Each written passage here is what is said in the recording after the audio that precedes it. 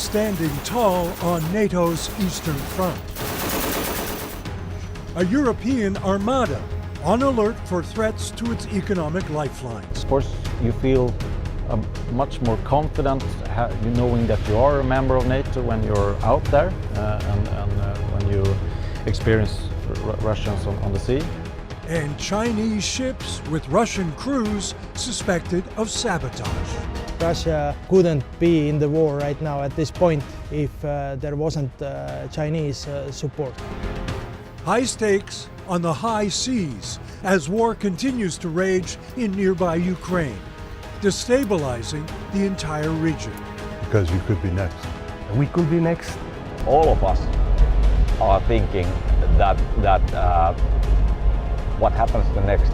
Can we be the next target?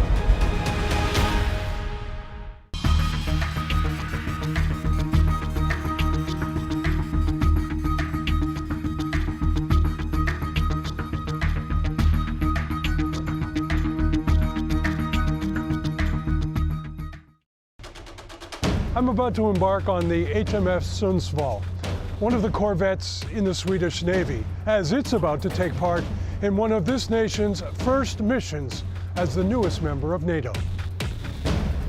The Sundsvall cuts through choppy waters. It's traversing the shallow and strategic Baltic Sea on a mission quite unlike any other.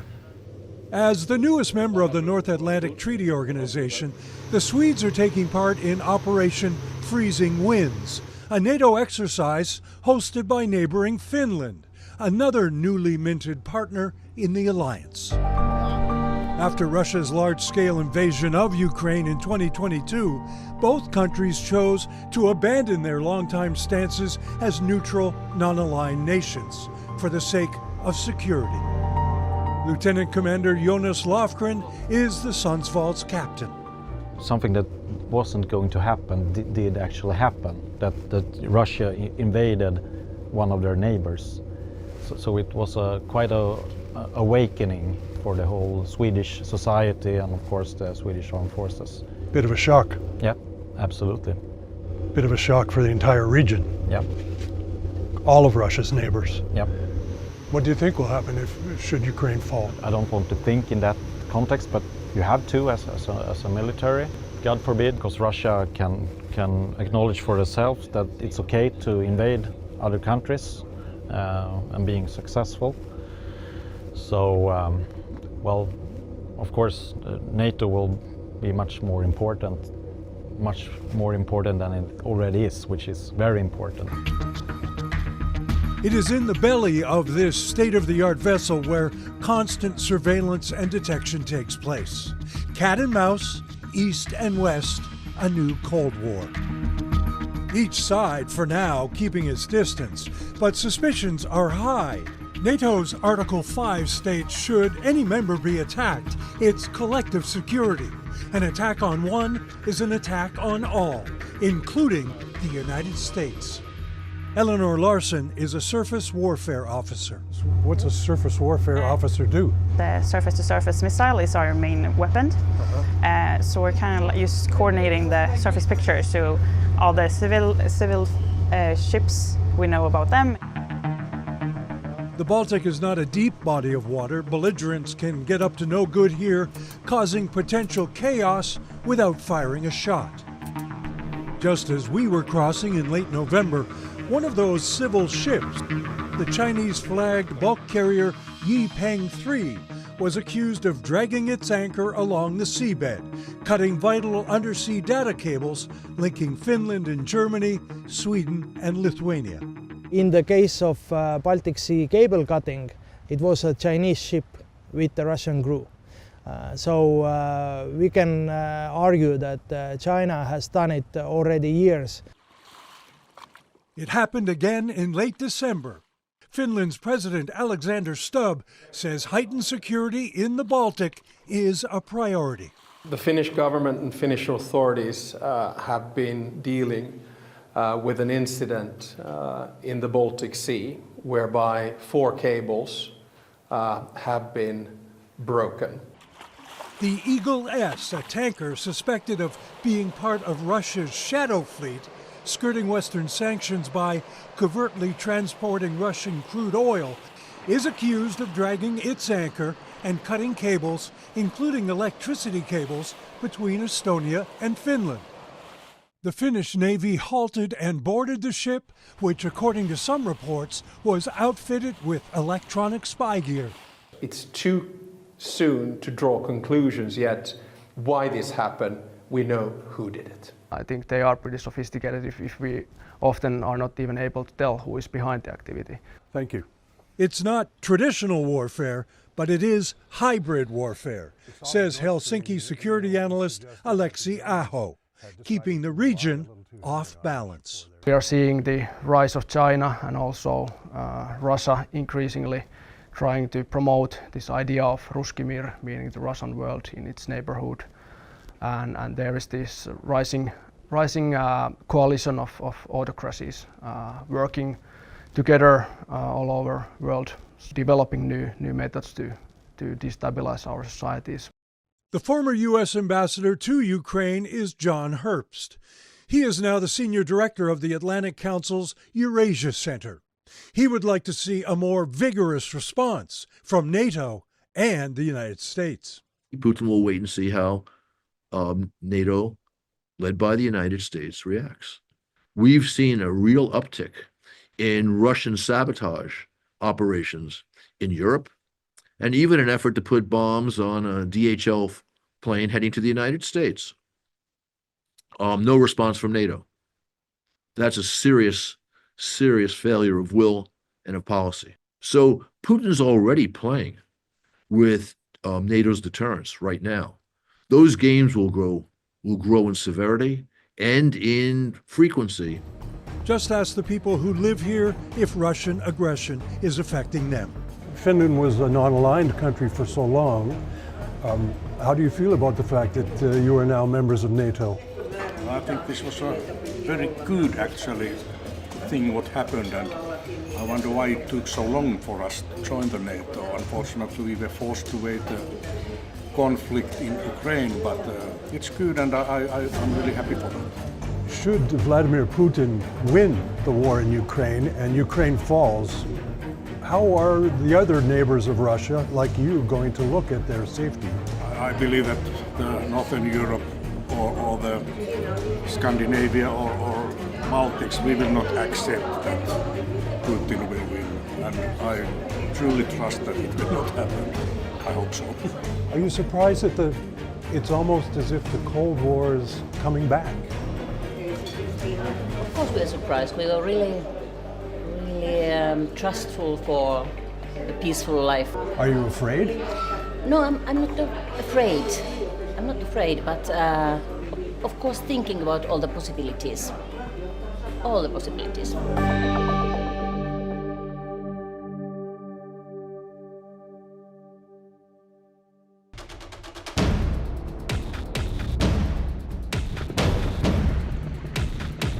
Deep in the forests of Finland, they are keenly aware of present and past tensions with their Russian neighbor. There's been a border here in places since the 1500s, often a flashpoint for incursion and dispute. Of course. It is Matti Pitkanini's job to patrol this border in the Karelia region of Finland. What do you think is going to happen if Russia wins in Ukraine? That is, I think, $1 million question. Maybe if I can answer to you with a question. Have you ever met a millionaire who, after earning his or her first million, has said that this is enough, I don't want any more? I don't think so. So it's pretty isolated here. Yeah, it is remote areas. The blue and white border mark, that's the Finnish side. The red and green is on the Russian side, and the small white pole there in the middle, that is the exact borderline. Oh, okay. So there is no man's zone in between, but it's exact line going from that white pole to the next border mark, which the pair you can see over there. So that over there is Russia. Finland shares a border with Russia that is 837 miles long. And while much of it is very quiet and peaceful, like it is here, no one knows for sure what is really going on just on the other side. There's history in these silent woods. Some of the Finnish towns have suffered heavy damage. In the Second World War, the Finns repelled a Red Army invasion in the dead of winter. It is remembered simply as the Winter War, where Finnish soldiers in snow gear and on skis turned the Russians back. It's very historic, and Yeah, it's a moment of pride for the Finnish people. Yeah. That they pushed them back. Yeah, it is, but of course we didn't push them back completely. That area over there, that used to be Finnish territory 100 years ago. So that is a part of the Finland that we lost. Nowadays it's accepted in the society in a big way, but yes, we lost many brave Finns when we in the Second World War trying to keep our independence and keep our land. A barren strip of no man's land with many eyes and ears. Russia has been using hybrid tactics here too, flooding Finnish towns by forcing migrants across the border, overwhelming the system. Migrants on children's bicycles who had no idea where they were or what they were being forced to do. The Finns, used to Russia's game playing, put down a marker of their own, closing all their land borders with Russia. If we start losing here, and we show that you can get away with that kind of things. All of us are thinking that what happens the next?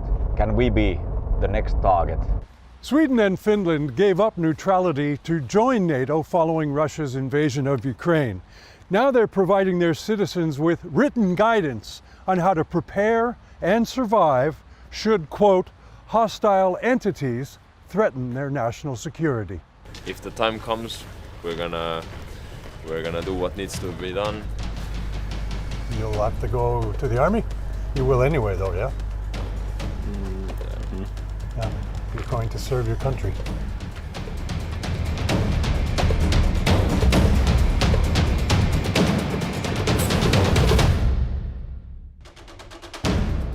In the 3 years since the invasion of Ukraine, no country has taken more notice than the small border nation of Estonia, which along with the other Baltic states was brutalized by the Soviets. This is one of NATO's easternmost borders. On one side of the river is Narva, Estonia, and on the other is Russia. And Vladimir Putin has already said that he has designs on retaking Narva.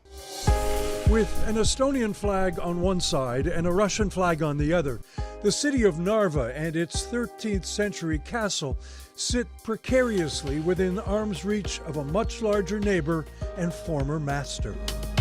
Estonians often display their animosity towards Vladimir Putin's expansionism from their castle on their side of the river. What happens to Estonia if Putin wins Ukraine? We never thought about it, actually. Why? I don't know.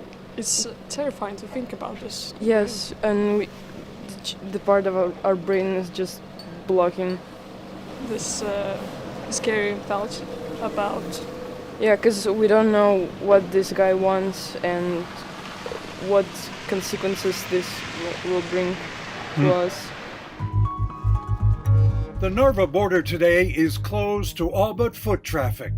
It's an eerie place, like a grainy black and white Cold War spy thriller. Were the Russians sending people over like they were at other border crossings? Last year there was 3 attempts. All was stopped in the middle. Nobody crossed. Nobody got in? No. Why were they doing it? You must ask from them. Sorry. Okay. This question you must ask from them. Why are they doing this? But it was organized, of course. It was organized. For sure. Do you worry about them? Of course we are worried, but not scared. If but you're not scared. If you're scared, don't work here. Maybe don't live here. Well, I'm 23 years here, so yeah. Still alive. Already the heavy hand of the Nazi has begun its insufferable... The Baltic states of Estonia, Latvia, and Lithuania were overrun in the Second World War, first by the Nazis, then the Soviets. Citizens were murdered or exiled to Siberian labor camps. Today, long lines wait to cross the Narva Bridge for visits to relatives on the Russian side or cheap shopping. Everyone who wants to go to Russia, to their relatives, friends, have to use this way. More difficult than before. Yeah. Complete and thorough security checks stamp out any smuggling and sanction busting. We know this plan of Putin. We know this, and he said some months ago he wants to took back Narva. And of course this is very serious message from Putin, but we trust God. Not Putin, not Biden, Trump? Not Trump.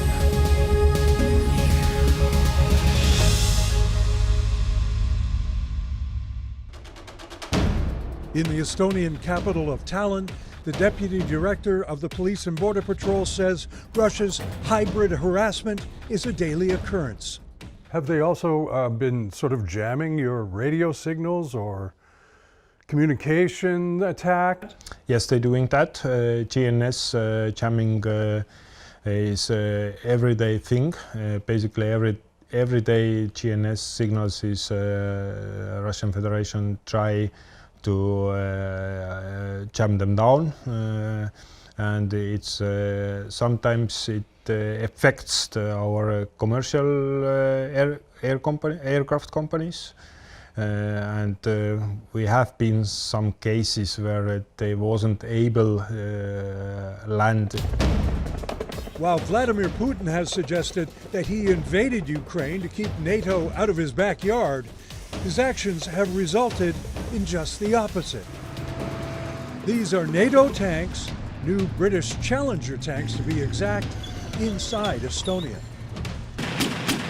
The UK understands their part in defending NATO's eastern flank, says to me that, yeah, at least in this part of the world, we would be ready to fight tomorrow. So what is new? British Major Jean-Sébastien Cormier says a full British brigade, some 3,000 troops, now stands at the ready only 100 kilometers from the Russian border, should Putin get aggressive.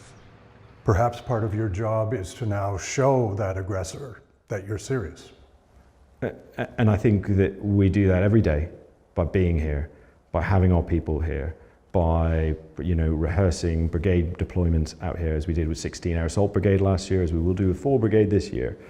That's how we do it. We show by being absolutely clear that those things are here when they need to be, and are integrated and work seamlessly with the allies and partners that they need to, because that's what's going to be the winning combination here. But what we have seen is that now the Europe is awakening. They are starting to pour money into defense, and they're really starting to take the European defense seriously. Estonian Major General Vahar Karas says his government has been warning its Western allies for years about Putin's ultimate goals and is ready to respond if Putin acts on them.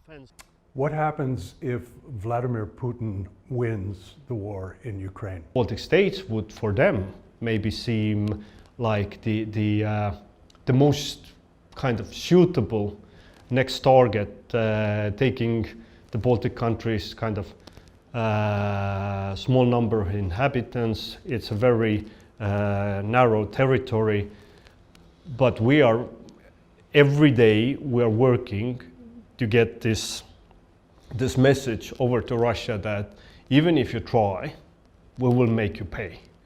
Right from the first moment you want to try something with us. Do you feel a little bit like Czechoslovakia in 1939 or something?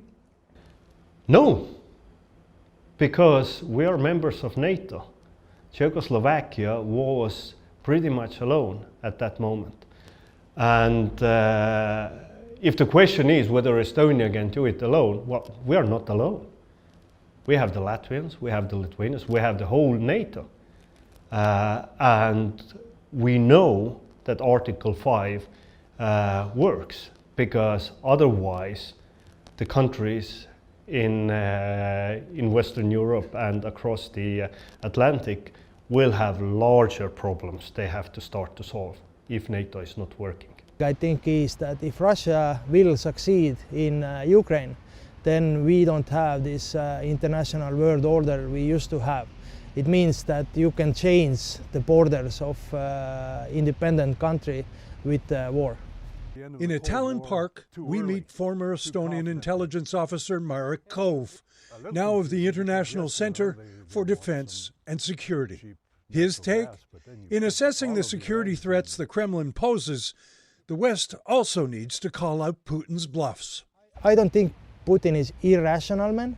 I think he is very rational in the case where he has to calculate the consequences of economic harm and so on. And I would say that he understands that his army is without reserves right now, and he has to understand that NATO's nuclear power is way over Russian nuclear power.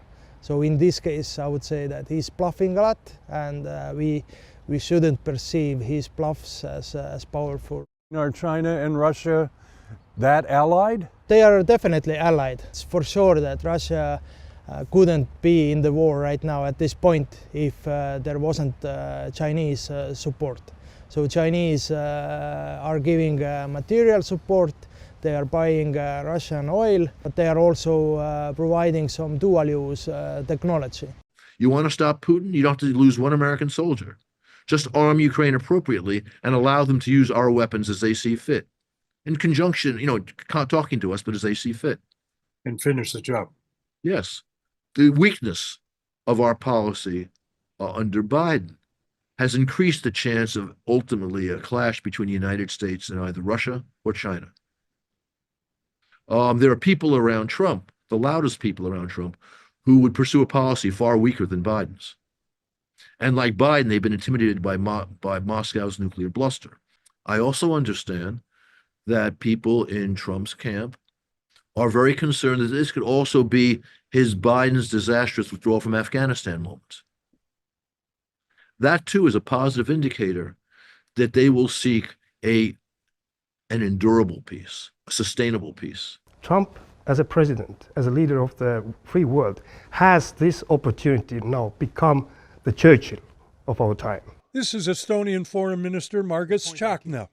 He has high hopes for President Donald Trump's new administration. I agree with Trump and also all the other previous US presidents during the last maybe 15 years. Europe must pay more. We must invest more to our defense. Estonia is doing this year 3.4% of GDP, and on top of that, our new government decided to invest to fulfill the NATO regional defense plans. The assault on Ukraine continues. Civilians die, homes and cities and livelihoods wrecked. Yet, Ukrainians fight on. But roughly 3 years after Putin's invasion, the war is entering what seems to be a final phase, and a deal to end it seems within grasp. Putin is using this opportunity to declare the terms and also to declare the victory. Or he takes it as a pause to start again the aggression in Ukraine or wherever. Though we must be very clear that this peace is not peace only for Ukraine. This peace must be the peace in our region and a clear message to everybody that you cannot use the force without responsibilities. Ukraine's neighbors will not think of letting Putin win. We must be ready to guarantee this agreement, boots on the ground. And I repeat once and more that NATO is the best way for that. NATO membership, NATO troops, NATO as an organization to guarantee the peace is the most efficient and also the most powerful. But also European leaders must discuss the opportunity, if there won't be full membership of NATO as a part of the the peace agreement, then there must be a real security. All the authoritarian regimes and dictatorships, so-called with evil guys, they are watching very carefully what will be results of this aggression. Because you could be next. We could be next. This is your country. This is our country. But this is not only our country. This is a border between democracies and dictatorship.